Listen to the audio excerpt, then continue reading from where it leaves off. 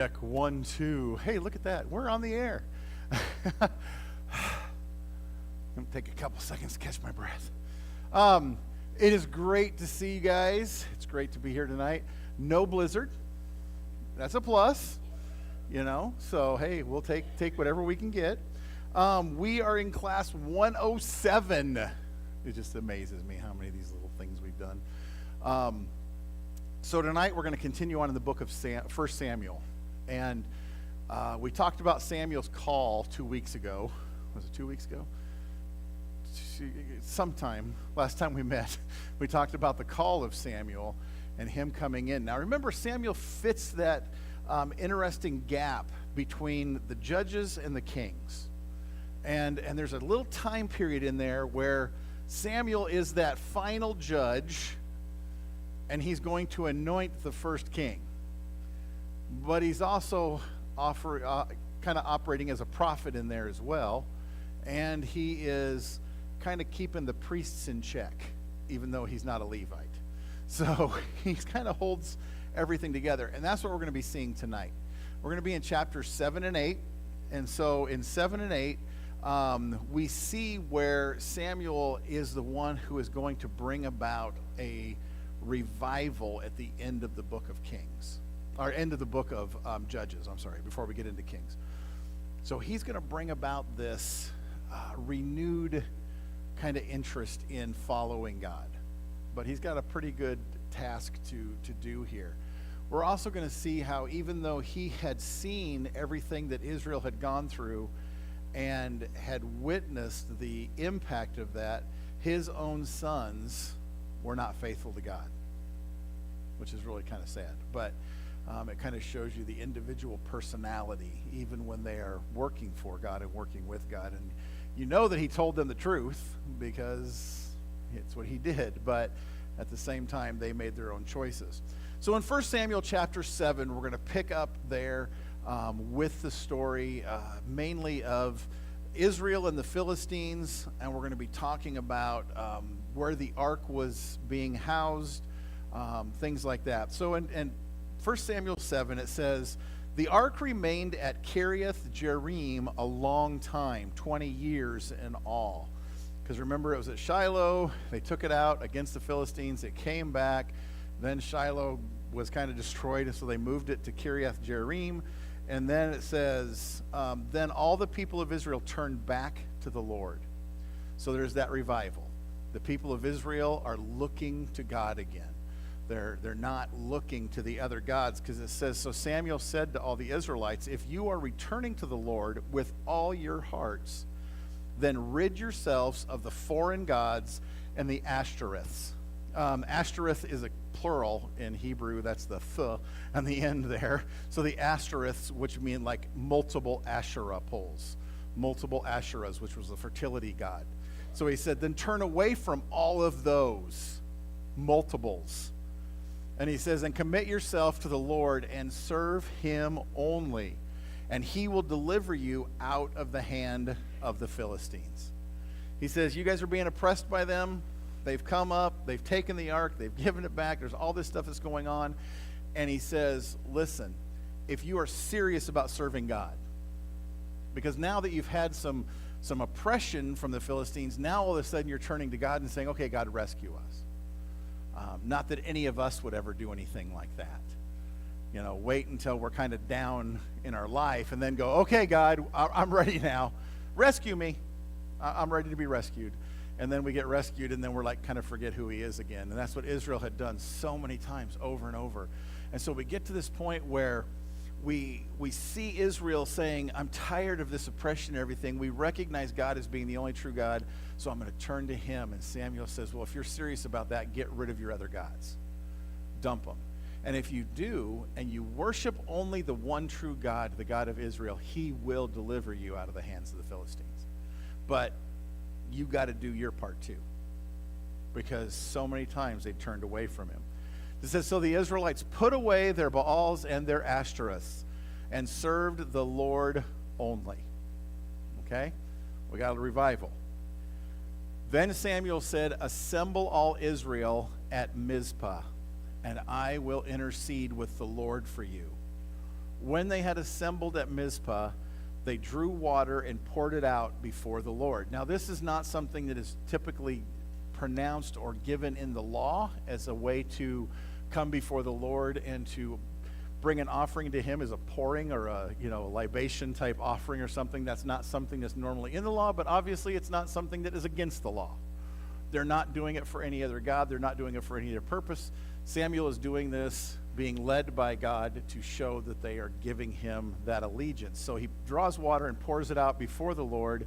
And on that day they fasted, and there they confessed, "We have sinned against the Lord." It's interesting that that's the point that they had come to there. Samuel says, if you want God to hear you, we need to come before him, and we need to assemble, and we need to tell him we were the ones who were doing it wrong. You're right. We were wrong. We have sinned against you. And he said, come and confess that sin before God. And they're going to do an offering. So it says, now Samuel was serving as leader of Israel at Mizpah. When the Philistines heard that Israel had assembled at Mizpah, the rulers of the Philistines came up to attack them. Oh, we got all the leaders of the Israelites. We got a bunch of Israelites up there on this hill. Let's go and attack them. This is our golden opportunity to really put it to them. So the Philistines start to assemble for war. All the people that came from Israel came to confess their sins before God. They didn't come ready for that. Now, they obviously were prepared for anything. You kind of lived in that state. But they didn't go there looking to start a fight with the Philistines. They went there to confess their sins before God. And so it says the Philistines got ready to come and attack them there at Mizpah. When the Israelites heard of it, they were afraid because of the Philistines. Natural reaction. These guys have already been oppressing us. They've already put the beats to us a few times. And here we are sitting ducks. We're all together here at Mizpah, and here come the Philistine armies. The kings of the Philistines have got together, the rulers of the Philistines, and they're amassing their armies. And they're coming up to attack us. They said to Samuel, do not stop crying out to the Lord our God for us, that he may rescue us from the hand of the Philistines. Now, this sentence seems kind of just common in there. But it's actually what God has been looking for so long. The Israelites finally, after that whole period of the judges, go, God, you need to deliver us. Not let me deliver us, or let us deliver ourselves, or, oh, give us a better army so we can go fight the Philistines. They went, God, we need you. You deliver us from the Philistines. You fight our fight. You be the one who does this. And so there is a obvious change in their attitude and their mentality at this point coming out of the end of the book of Judges, that the Israelites have kind of figured it out. At least the ones who are here at Mizpah have figured it out, that it's not our might or strength, it's God. And God is the one who can deliver us. God is the one who is going to give us victory over the Philistines. God is the one who's going to lead and guide us. We can't do it. So he says, Samuel, cry out to God. Keep crying out. Don't stop. Keep crying out that he will deliver us from the Philistines, because they finally recognized they weren't going to do it. And if they went out to fight them, they were going to lose. And so it takes sometimes that moment of, I'm at the bottom. But they finally said, hey, God, you do this for us. Then Samuel took a suckling lamb and sacrificed it as a whole burnt offering to the Lord. He cried out to the Lord on Israel's behalf, and the Lord answered him. While Samuel was sacrificing the burnt offering, the Philistines drew near to engage Israel in battle. They're ready to go. They've got their champions. They've got their spears. They got their javelins. They've got their swords. They're ready to fight. Here they come up the valley. They're ready to get them. And it says, but that day the Lord thundered with a loud thunder against the Philistines and threw them into such a panic that they were routed before the Israelites. The men of Israel rushed out of Mizpah and pursued the Philistines, slaughtering them along the way to a point below Beth Kar. Then Samuel took a stone and set it up between Mizpah and Shen. He named it Ebenezer, which means it's a stone of help for us. That's what Ebenezer means. And then it says, thus far the Lord has helped us. So he set up a stone commemorating that God is the one who did this for them. God helped us. It wasn't us. This is, again, one of those kind of turning points in Israel. Because prior to this, whenever they'd have kind of a big victory, they'd go, look what we did. And Samuel's like, no, we're going to stop here and we're going to remember what he did. This is what God did for us. And so he set up this stone and he called it a help stone. This is what this is God helped us here. He delivered us. He delivered us from the hand of the Philistines, and they were able to rout the Philistines.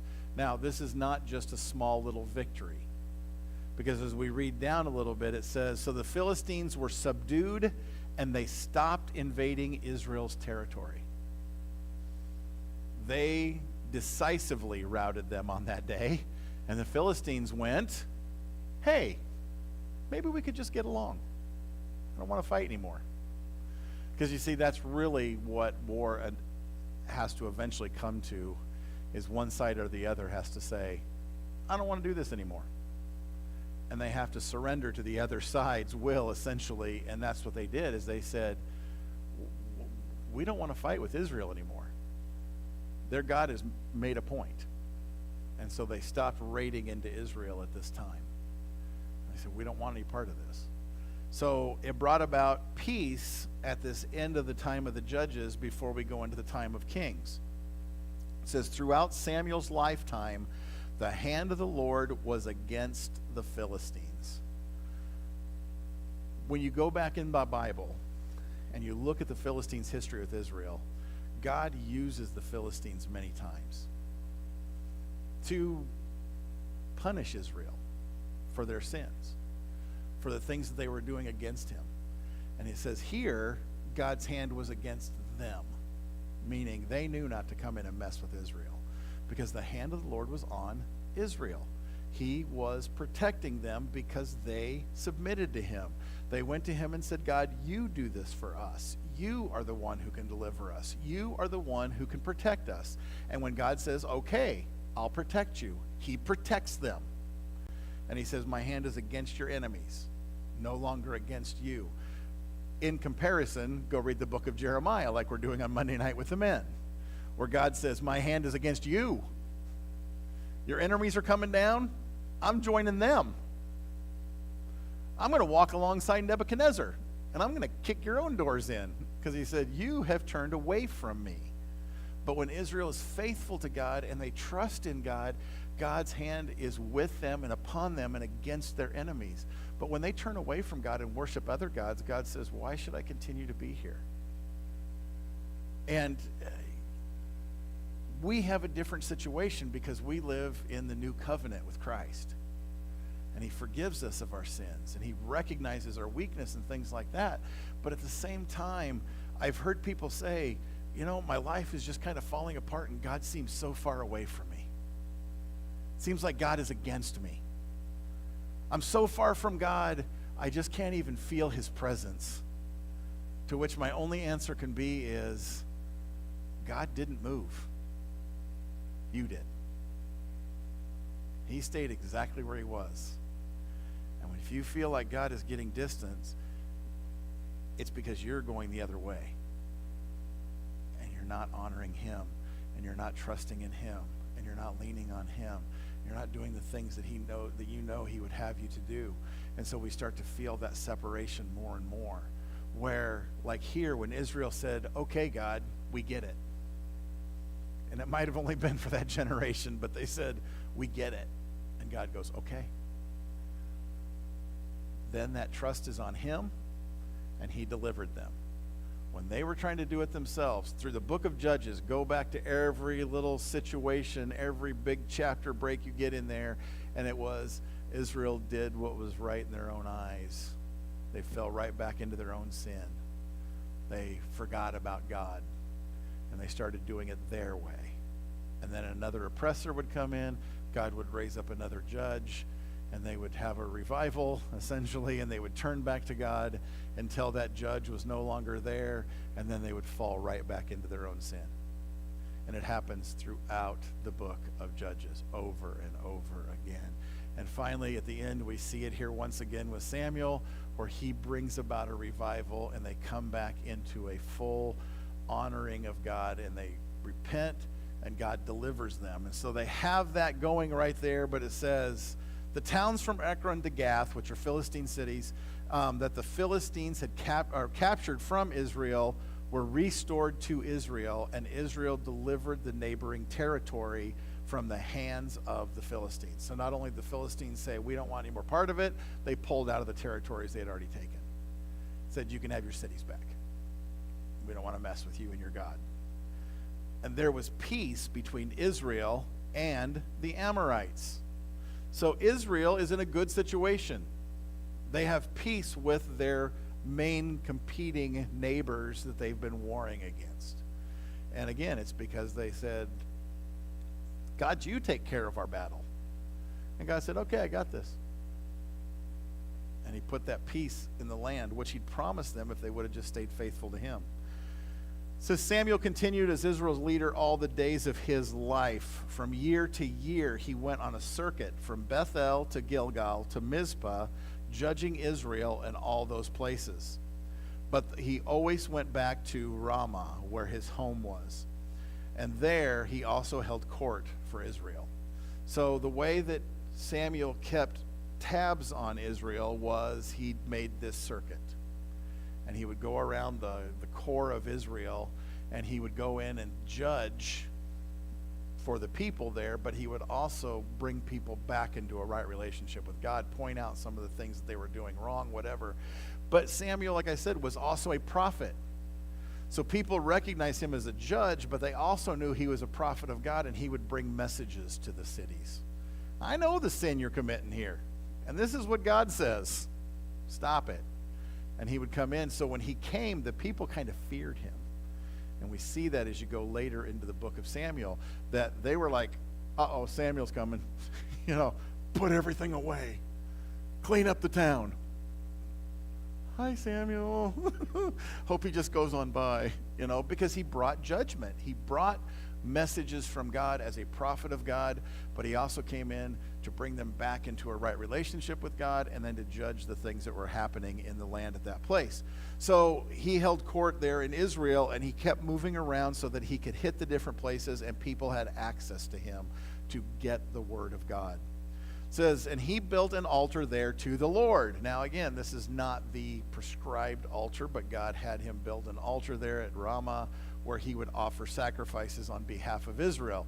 Jerusalem is not yet under their control, and they don't have a regular place to do that. The tabernacle is now kind of moved. They've got the ark up at Mizpah, but they're still kind of in transit for some of that for priests and things. The time of the judges, very hard on the Levites and the priesthood. Here's why it was very hard. Because they thought of themselves, and they turned away from God, and they followed their own greed in their own ways. And so to have a established priesthood, remember what happened to the sons of Eli. We read that last time. They were corrupted. They figured out that, hey, you know what? When people have to come to us for God, we're the only way they can talk to God. I can charge what I want. Oh, you want God to hear your prayers? What's it worth to you? Oh, I'm the one who can forgive your sins, essentially. Well, no, they're not. But when you talk about somebody taking over that position as a mediator between God and man, it gives them an enormous amount of power over the common people. And so that's why we have to be so careful that we don't let anybody fill that gap. Jesus did that for us. No man fills the gap between us and God, because Jesus opened the way directly to God. No man stands there. You don't have to answer to any human being to have your prayers answered by God. You go directly to God through the blood of Christ. So keep that in mind. So it says he built an altar there, and then it says, when Samuel grew old, he appointed his sons as Israel's leader. So he brought in his sons and said, here's what we need to do. I'm getting old. I can't be making this circuit all the time. I need somebody to kind of take this position. So what we're going to do is we are going to appoint my sons as the next leaders of Israel.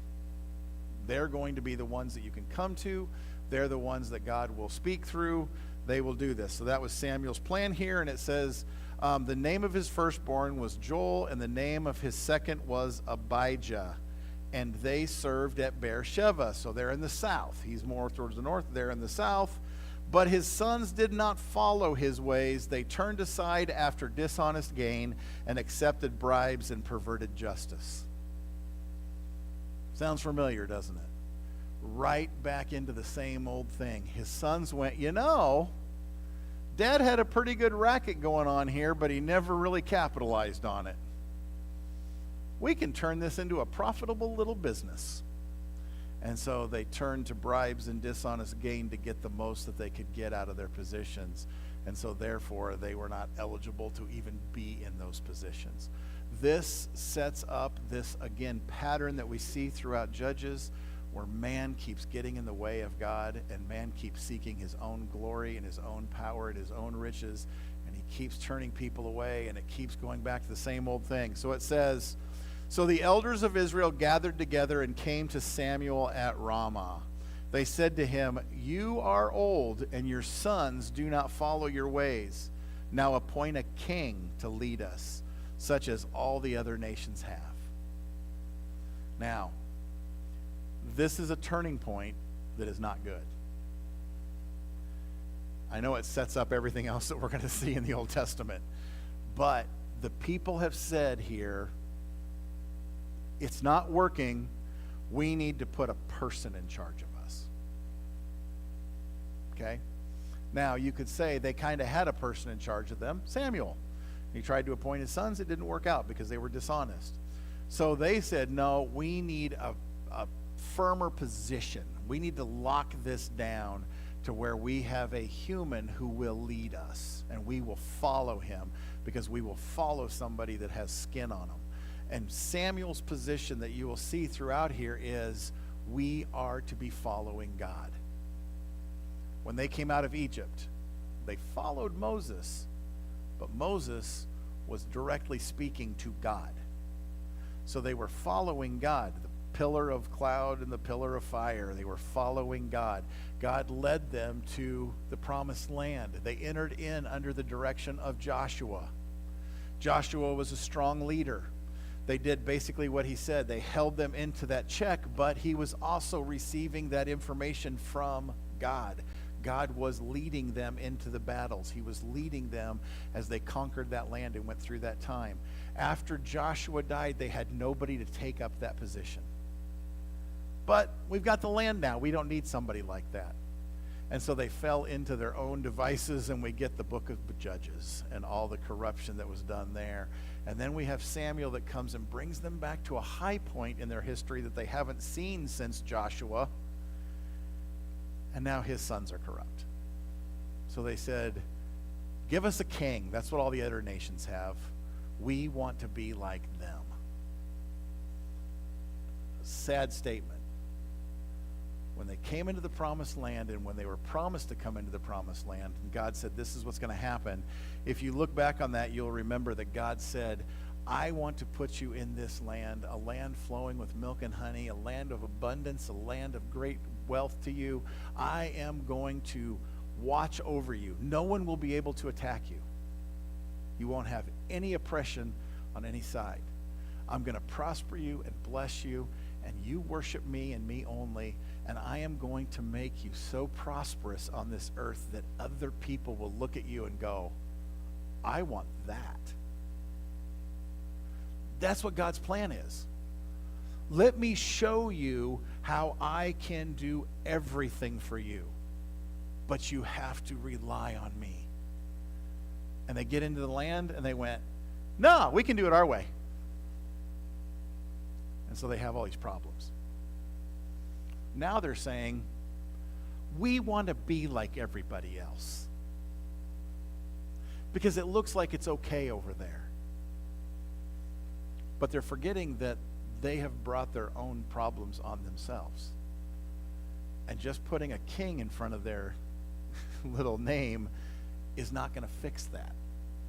They had the best of everything when God promised them everything, and they turned away from that. And instead of the other nations of the world at that time looking to Israel and saying, we want that, now Israel standing on the other side of that going, we want to be like them. They've completely turned away from God. We want to look like everybody else on the earth. We don't want to be set apart anymore. We're not going to continue to pursue those things of God, even though he just delivered them from the Philistines. Even though he just did miraculous things before their eyes, they went, nah, we'd really like to be like the other kings, or like the other nations and have a king. So they cried out and said, we want a king. So it says, but then they said, give us a king to lead us. This displeased Samuel. When they said that, it said, so he prayed to the Lord. And the Lord told him, listen to all that the people are saying to you. It is not you they have rejected, but they have rejected me as their king. See, there's that turning point. God said, you have a king. It's me. And they said, no, we want a human king. And Samuel goes, oh, come on, guys. You don't want to do this. Come on. Let's just turn back to God and worship him. And they say, no, we want a king. So Samuel prays, and God says, don't worry about it, Samuel. It's not you they're rejecting. It's not even your sons they're rejecting. It's me they're rejecting. They no longer want to answer to God. They want to answer to man. Seems easier. Seems like it'll be a little better. You know, we can just look up on the hill and we know who the king is, and we'll do whatever he says.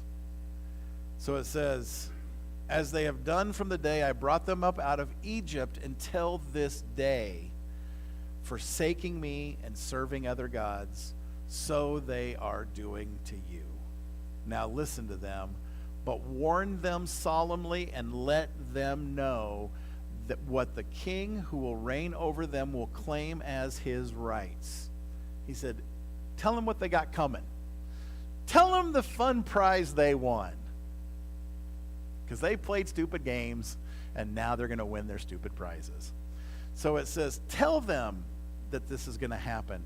So Samuel told all the words of the Lord to the people who were asking him for a king. He said, this is what the king who will reign over you will claim as his rights. He will take your sons and make them serve with his chariots and horses, and they will run in front of his chariots. Some he will assign to be commanders of thousands and commanders of 50s, and others to plow his ground and reap his harvest, and still others to make weapons of war and equipment for his chariots. He will take your daughters to be perfumers and cooks and bakers. He will take the best of your fields and vineyards and olive groves and give them to his attendants. He will take a tenth of your grain and of your vintage and give it to his officials and attendants. Your male and female servants and the best of your cattle and donkeys he will take for his own use. He will take a tenth of your flocks, and you yourselves will become his slaves. He said, that's what a king's going to do. Guess what? That's exactly what happened. It's exactly what happened. If you don't believe me, flip ahead a little ways and read Solomon. The wisest of all the kings did every one of these things. Sent them into servanthood, made them work in other countries even, in exchange for goods and services for Israel, made everybody pay him taxes of great wealth. And when he finally died, his son came in, and the people said, oh, okay, we have a new king, give us relief. And his son Rehoboam came in and goes, oh, yeah, my dad was pretty hard on you guys. He beat you with whips. I'm going to whip you with scorpions. He said, you think his taxes were heavy? Ha! Wait till you get mine. Says, thanks for whining. Now go back and pay me your taxes. So it just got worse. It went downhill. They turned away from God. They worshiped other idols. They worshiped other gods. They set up other gods in the temple that Solomon had built to God. They did all the things that God said, this what will happen. It's amazing. You'd almost think that God foresaw it. Oh, wait, he did. He knew exactly what was going to happen when they made this choice. And Solomon, as a prophet, warned them, this is what you will get if you go down this path. And they went, yeah, sounds pretty good.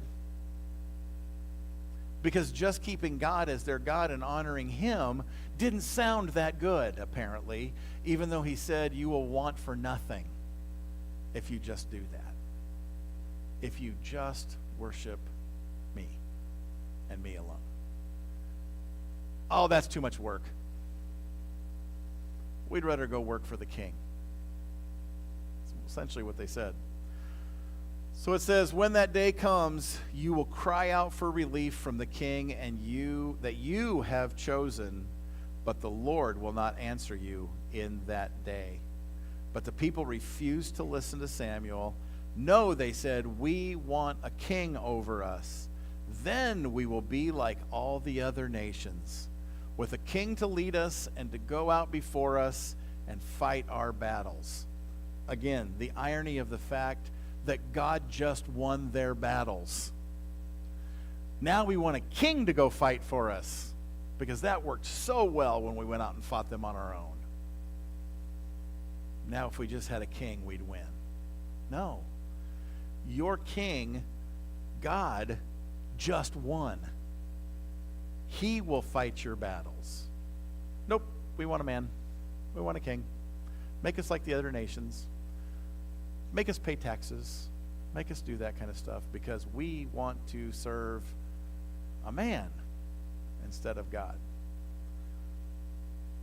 When Samuel heard all that the people had said, he repeated it before the Lord. The Lord answered, listen to them and give them a king. Then Samuel said to the Israelites, everyone go back to your own town. And that's where we're going to end tonight with this. But they came and said, we reject the promises that God has offered us. Because of their own sin and their own hardness of their heart, what they had seen is the punishment that God promised them for their disobedience. And rather than realizing and making the equation that our sin has brought us to where we are, and if we want to go back to where we were, we need to go back to worshiping God only. Instead, they doubled down and wanted to go further the other way. So God said, remember everything I promised you if you would just keep my decrees and my commands. If you would just worship me only. Look at what I'm offering. And they went, no, I think we can do it our own way. I think we got this. And so they went downhill with it. Such is the humanity in general. I mean, we all do that. Like I said, sometimes we feel like we're falling away from God, or that God is punishing us because of our sins, or that we have these things that are happening in our life. We want to blame it back on God and say, God, why are you doing this to me? And we refuse to look at our own sin in our life and look at the own things that we're doing and say, God, forgive me for what I'm doing. Draw me back closer to you. And instead of pointing a finger at God, we should be asking him to come and take us back. And we should be repenting of our sin before him. But instead, we think, oh, I can handle this. I've got this. When Israel finally were standing there and the Philistines were ready to come and conquer them, and they would have, because they'd done it multiple times before this, they were stronger. And when they finally stopped and said, God, you fight our battle, they won.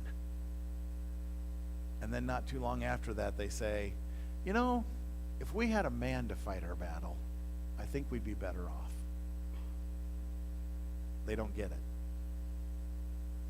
Have you ever been in a situation where you felt like maybe things were a little bit hopeless? are a little bit dark. And so you turn to the Lord and you say, Lord, I'm going to be in your word, or I'm going to pray to you every day, or I'm going to spend time with you, and I'm going to keep this up. And you do it for a series of time, a couple weeks, month, something like that, and you realize things are going better. I have a different outlook on the way life has been going, and I really feel better about this. And then we start to fall away from that pattern of reading, praying, coming before him, spending time with him, whatever, and life starts to fall apart again. There's an equation there. It's not a mystery. When it starts to fall apart again, don't run further away. Turn back to where you were. It's working. And that's what Israel needed to realize. When we draw near to God, he protects us. When we pull away from him, we're vulnerable. But they can't seem to get that down. So my advice to you is, no matter where you are in life right now, draw near to him. Israel left us this great lesson about it. We should try to learn from that and realize the closer we get to him and the more we make him our king and surrender our throne that we have, surrender ourselves to him, the better our life goes. Oh, there's still going to be things bad that happen on this earth. It's a fallen place. It's sinful. There's going to be consequences for our actions that we have done. There's going to be things that we don't like. But God gives us the promise of everything, and that is eternity, where the things of this world aren't going to really matter. And that's what we need to stay focused on. And realize that when we focus our life on him, the things of this world just don't mean as much.